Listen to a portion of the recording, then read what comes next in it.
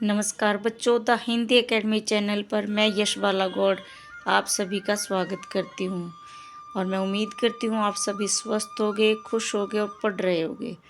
तो बेटा, जैसे हमने एक सीरीज़ शुरू की है मोस्ट इम्पोर्टेंट 50 क्वेश्चन की, तो आज हम चैप्टर वाइज कर रहे हैं। आपकी तीनों बुक से मोस्ट 50 क्वेश्चन जो है हम लेंगे, और वे क्वेश्चन होंगे जो बार बार पिछले 5 सालों से बार बार रिपीट हो रहे हैं। तो आज हम चैप्टर नंबर 3 आत्मकथ्य से हम हर रोज़ हम जो है 4 क्वेश्चन कर रहे हैं। तो आज आत्मकथ्य के हम प्रश्न करेंगे। अगर आपने पहले की तो वीडियो नहीं देखी है जिसमें सूरदास के पद और राम लक्ष्मण परशुराम संवाद है, तो आप ज़रूर देखें और हमारे साथ जुड़ें, और आप ज़रूर ये तैयारी ज़रूर करें। तो आज हम इसके क्वेश्चन करते हैं। आत्मकथा सुनाने के संदर्भ में अभी समय भी नहीं, कवि ऐसा क्यों कहता है? तो इसका आंसर होगा बेटा, कवि को लगता है कि आत्मकथा सुनाने का सही समय अभी नहीं आया है, क्योंकि उसके इस छोटे से जीवन में अभावों से भरी बड़ी बड़ी कथाएं हैं। वह अपने जीवन की उन सामान्य कथाओं को कैसे कहे, इसलिए अच्छा यही रहेगा कि वह दूसरे महान लोगों की कथाओं को सुनकर चुप रहे। इसके अतिरिक्त उसका दुख इस समय शांत है, वह अभी थक कर सोया है। अगला प्रश्न है बेटा, स्मृति को पाथ्य बनाने से कवि क्या क्या आशय है? तो इसका उत्तर होगा, कई बार सुखी जीवन की स्मृतियाँ मनुष्य के लिए उस समय सहारा बन जाती हैं जब वह दुखी होता है।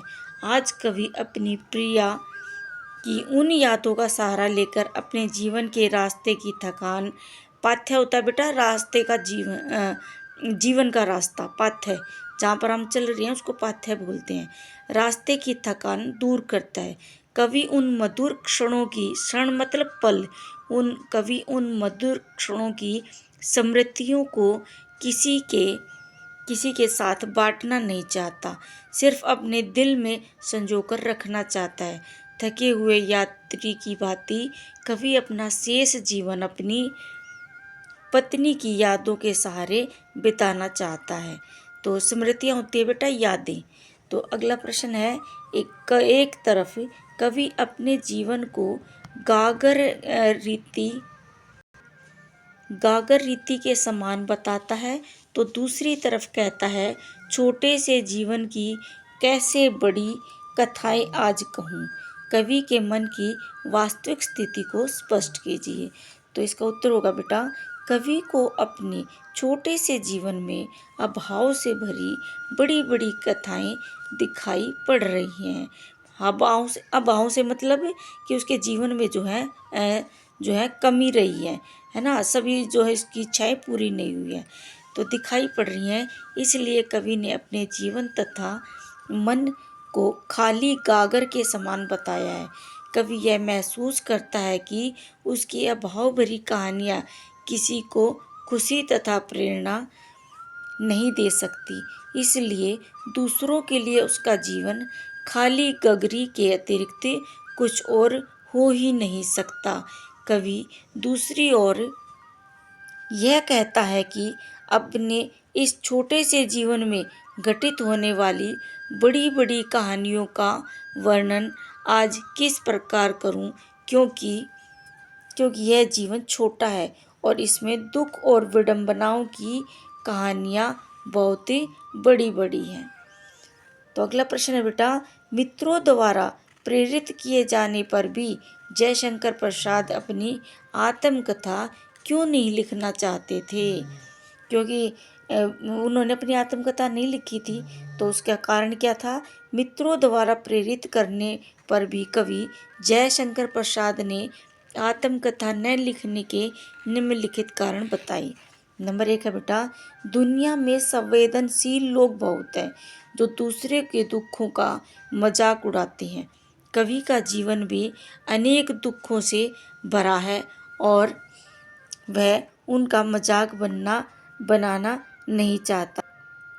अगला बेटा, नंबर 2, उसका जीवन भी एक सामान्य व्यक्ति की तरह सामान्य सा ही है, जिसमें न अधिक रोचकता है और न ही प्रेरित करने की अक्षमता।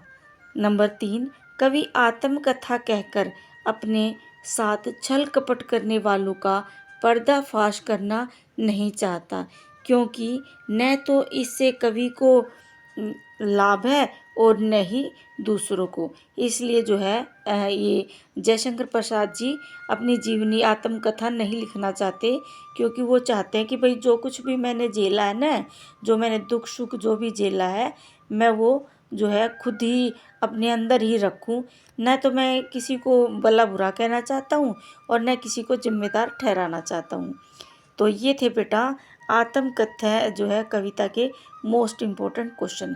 तो कल हम अगली जो है अगले क्वेश्चन पढ़ेंगे, और मुझे उम्मीद है कि आपको ये अच्छे लगे होंगे और आप ज़रूर पढ़ोगे।